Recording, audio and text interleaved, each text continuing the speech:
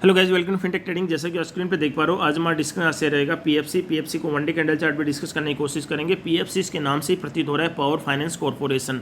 ये power sector में जो कंपनियां काम करती है उनको फाइनेंस प्रोवाइड करने का काम करता है, और ये कंपनी जो है एनबीएफसी कैटेगरी की कंपनी है जो कि लोन प्रोवाइड करने का काम करती है। सीधा सीधा इसका मतलब ये करंट ऐसे जो है करंटली 416 के आसपास में ट्रेड करता हुआ नजर आ रहा है। तो इस कंपनी को हम स्टडी करने की कोशिश करेंगे। आप हमारे चैनल फर्स्ट टाइम विजिट करो, प्लीज चैनल को सब्सक्राइब, वीडियो को लाइक कर लीजिए ताकि जो भी लेटेस्ट इन्फॉर्मेशन आपको मिलती रहे।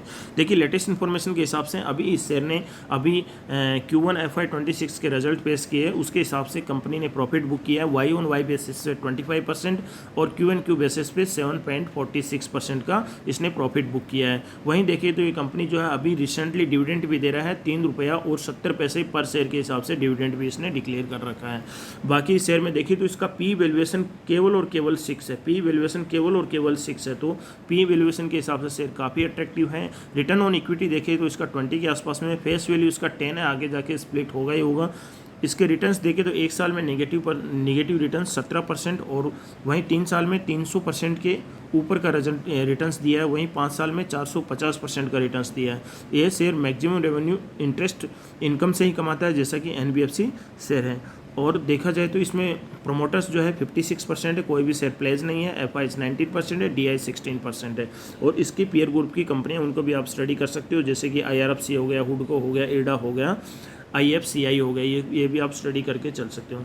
अभी देखिए तो ये शेयर देखो अपने हाई, रिसेंट हाई इसने जो मारा था 525 से लगातार इधर लोअर लो में आने के बाद में इस शेयर ने सपोर्ट लिया कहाँ पे 360 के आसपास में, 360 के आसपास आके यहाँ पे सपोर्ट लेता है। और उसके बाद में ये शेयर हालांकि साइडवेज में ही है, लेकिन साइडवेज में अपसाइड मूवमेंट में चलता हुआ नज़र आ रहा है। और इसको हम एक लाइन ड्रॉ करें ऊपर साइड से तो देखो यहाँ पे फंस गया है शेयर, एक्चुअली यहाँ पे फंस गया। अभी इस शेयर को कहाँ निकलना है, अपसाइड में निकले। मुझे लग रहा है जैसा इसका सेंटिमेंट बोल रहा है, ये अभी डिविडेंड भी दे रहा है, रिजल्ट भी अच्छा पेश किया, तो उसके हिसाब से आइडियली ये शेयर ऊपर ही निकलना चाहिए। तो ऊपर निकलेगा, इससे जैसे ही ऊपर निकलेगा इसका जो फर्स्ट रेसिस्टेंस बन के सामने आएगा वो 425 का रेसिस्टेंस इस शेयर के सामने आएगा। 425 से जैसे ही ये शेयर निकलेगा तो उसके बाद में इसके बाद छोटे छोटे रेसिस्टेंस जो है इसको यहाँ से 440 के आसपास का एक रेसिस्टेंस कैलकुलेट हो गया आएगा इसका। उसके बाद में 450 का छोटा रेसिस्टेंस इसको देखने को मिलेगा। उसके बाद में 460 के आसपास, 70 के आसपास का रेसिस्टेंस मिलेगा इसको।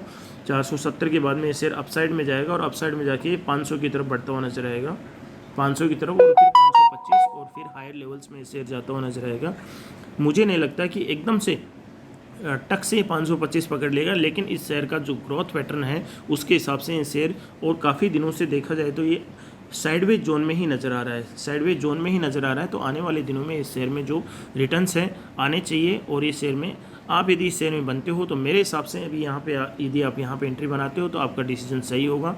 आप यहाँ से एंट्री बना के इस शेयर में धीरे धीरे अपने एक एक शेयर जमा सकते हो, लेकिन इस शेयर की आपको इन डेप्थ नॉलेज होनी चाहिए। इस शेयर के बारे में आप जानते हो तभी इस शेयर में आपको एंट्री बनानी, नहीं तो आप दूसरे शेयरों के बारे में जानते हो जिसके बारे में थोड़ी बहुत इन्फॉर्मेशन भी है, उस ऐसे शेयर को पकड़ना चाहिए जिनके बारे में कुछ इन्फॉर्मेशन हो अपने पास में, उस शेयर को हम थोड़ा बहुत जानते हो। ऐसे शेयर को नहीं पकड़ना है जिसमें हम कुछ भी नहीं जानते, हमारा नॉलेज जीरो है और किसी ने बोल दिया उसके हिसाब से शेयर उठा लिया, उसमें आपका कॉन्फिडेंस फिर बिल्कुल गिर जाएगा। और जैसे ही शेयर थोड़ा बहुत डाउन आएगा उसमें आप उसको सस्टेन नहीं कर पाओगे और उसमें आप निकल जाओगे। तो ऐसे शेयरों से बचना है।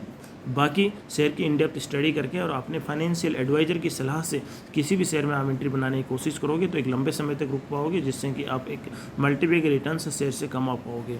किसी भी शेयर में आप एंट्री बनाते हो तो 3 से 5 साल उसको देख के दीजिए, ताकि उसका एक्चुअल उसका पोटेंशियल क्या है वो सामने आएगा। बाकी वीडियो देखने के लिए thank you, thanks a lot.